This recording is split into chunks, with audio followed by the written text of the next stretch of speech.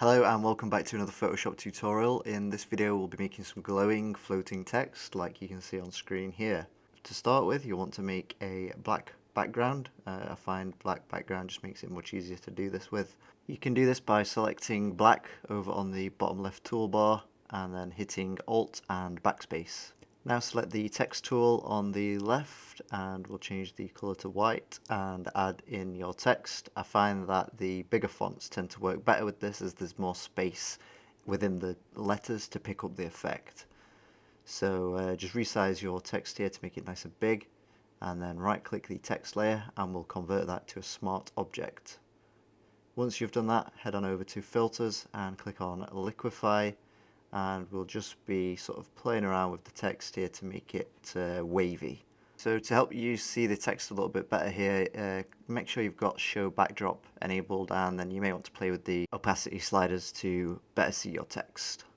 You can of course change your brush size up here and then just play around with the letters and sort of warp them around, make it just a little bit weird and wavy and however you see fit. This is all just about experimentation really, and just making it sort of have that creepy wavy light vibe sort of thing that we're going for. So this is kind of where you can take your creativity and apply that to these letters and just get this kind of effect that you're looking for. So you can see here I'm just kind of messing this around a little bit, just making it wavy, and then let's change the size a little bit here to get some of the finer bits in this S and make it so that it still looks like an S here, and there we should be good to go. So once you're satisfied, just hit OK and then double click your smart object layer, which was the text layer, and select inner glow and choose a color here. I'm going to choose a sort of yellowish color. You can play around the settings to get the desired sort of effect here. You will want to change the blend mode to normal if it isn't already on that, and change the contour to half round curve. That's this one here that I'm selecting, that is half round curve. And feel free again to take some creativity here and play around the sliders.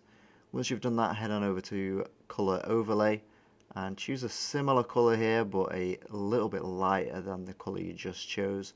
This is going to be the inner color, and just make this a little bit brighter because this is where it's going to give that light effect. So once you've figured that one out, go over to outer glow and apply that, and make sure the blend mode is normal, the opacity is 100%, and make this the same color as the inner color that you just did. Once you're happy with that, hit OK, and then once again we'll be right clicking this layer and converting it to a smart object. Now we can go over to filters, blur, Gaussian blur, and we'll be applying a little bit of blur to this. And again, this is totally up to you for the kind of look you're going for. I don't want too much blur here, but a little bit is kind of good because it gives it that light effect again that we're going for at the end result. Now we'll double click on the layer again, and we'll be using the inner glow again with a slightly darker color than the one you originally used. I'm going for a sort of darkish orange color here, and just increase the size of this one and the range. And then once you're happy with the sliders that you've chosen, we'll be making sure that it's the half round again. And then after you've done that, we'll be applying the satin effect, and you want to make sure the distance is small. I have mine set to 1 here, and put the size on 0. The blend mode will be setting that to overlay, and again use half round, and opacity around 70% I find works kind of nice, like we have here.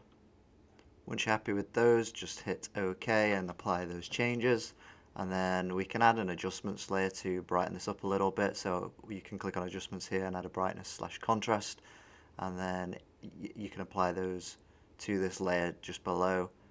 Again, change the sliders, up the brightness. I find a higher brightness, really makes the light effect that we're going for kind of pop.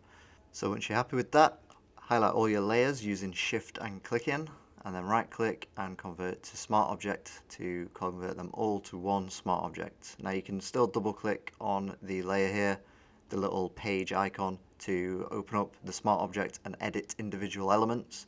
We're just now going to add a little bit of noise to this, so go filter, noise, add noise, and it gives a little bit of distortion here. Make sure the distribution is on Gaussian again and change the amount as you see fit, and there we go. So I'm actually going to add an image behind mine, so double click on the page icon I spoke about, and I'm going to delete the background here, and I'm going to add in my own image here to make this a little bit better. So let's just resize this to match the page size, and we'll drag the layer behind our text like so, and we'll add a little bit of noise to this as well to match the text. There we go. I'm also going to change the levels here, so go on image, adjustments, levels, and I'm going to darken the image a little bit to give it that sort of dramatic vibe. And I'm just going to make some more changes to the text as well here, so we're happy with those levels now. So here I've got that adjustment layer. I'm holding Alt and it's giving me this icon with the box and the down arrow, and so I'm holding Alt and I'm left clicking, and then that will apply the adjustment layer to the layer directly below it, so just to the text in this case. I'm then going to raise the brightness here to make it pop a little bit more, play around with the contrast if you see fit as well.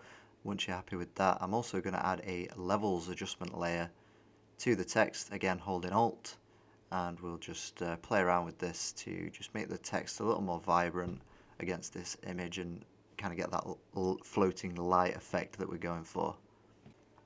And I think that's kind of what we're going for here. Again, you can add more layers to this, you can add more filters to this if you're going for a different vibe than I was, but this is good enough for me. Or you may just want to keep it with the black background that we had before, in which case you don't have to put an image in at all and you can go with a black background. So I hope you found this video useful. If you did, please do subscribe, and I'll catch you in the next one.